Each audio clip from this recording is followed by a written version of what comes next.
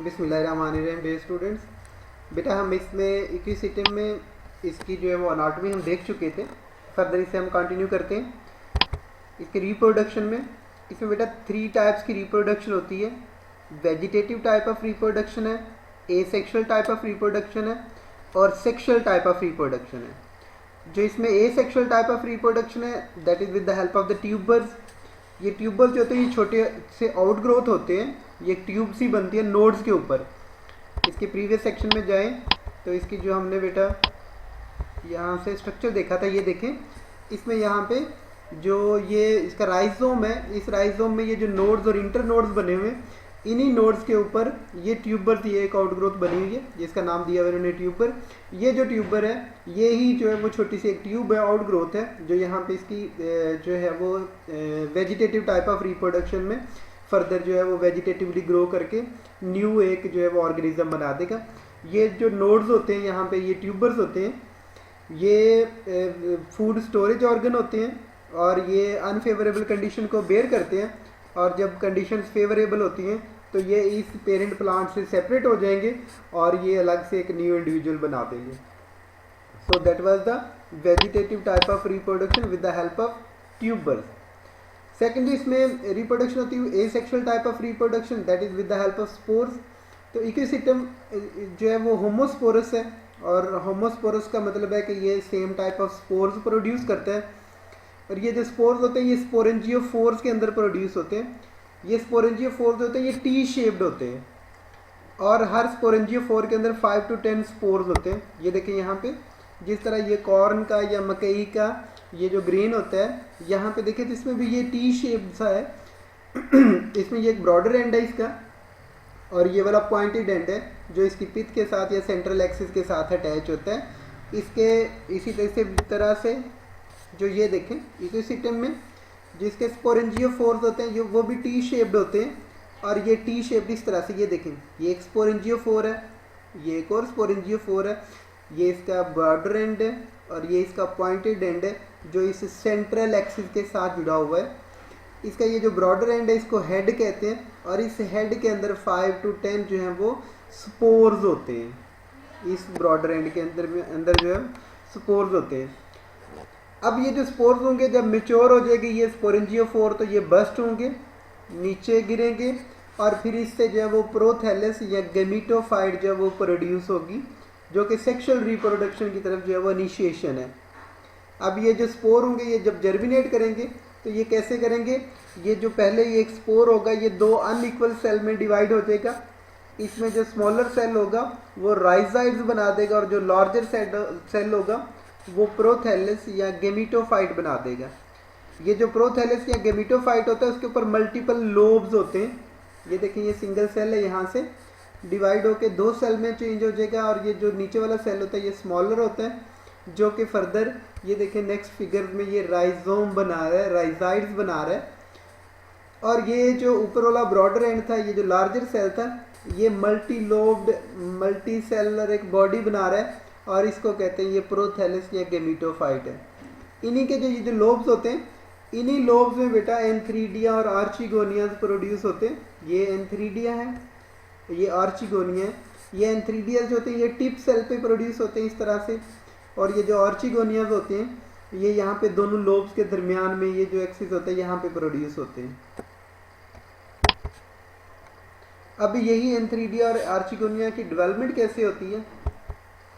Antheridia जो होते हैं वो डेवलप होते हैं एक सुपरफिशियल सेल से और ये जो सुपरफिशियल सेल होता है ये फर्दर 2 सेल में डिवाइड हो जाता है, jacket cell and androgonial cell. Initial jacket cell जो है वो आपको पता है ये वॉल बना देता है एंथ्रीडिया की जिसको कवर करते हैं, और ये एंड्रोगोनियल सेल जो होते हैं मैस ऑफ एंड्रोगोनियल सेल बना देते हैं जो फर्दर डिवाइड होकर एंथ्रोजॉइड मदर सेल्स और फिर एंथ्रोजॉइड्स बना देते हैं जिनमें मूवमेंट के लिए सीलियाज होते हैं। पहले हम कुछ में देख सकते थे उनमें जो थे वो फ्लैजिलेट्स होते थे, वो फ्लैजेला होते थे, यहाँ पे सीलियाज हैं।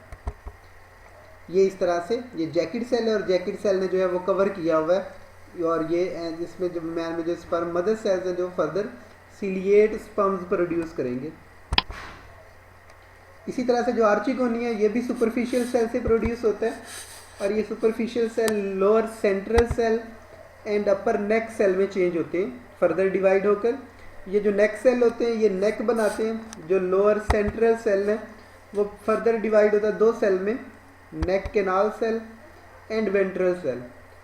और ये जो नेक कैनाल सेल होते हैं ये कैनाल बनाते हैं या पैसेज बनाते हैं, और ये जो वेंट्रल सेल होते हैं that is further develop into a larger egg या फिर ओवोस्फीयर में चेंज हो जाता है।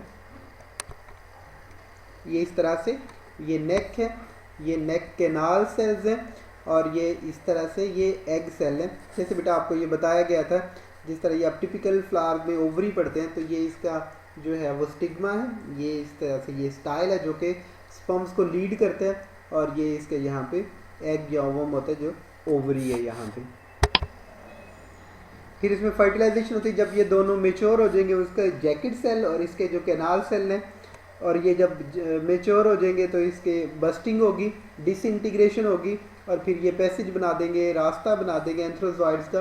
बहुत सारे एंथ्रोजॉइड्स जो हैं वो सीलिएट से मूव करते हुए सीलिया से यहाँ पे आएंगे, और उनमें से जस्ट एक जो है वो फ्यूज होगा एग के साथ, ये ओवोस्फीयर को ओवोस्पोर में चेंज कर देगा।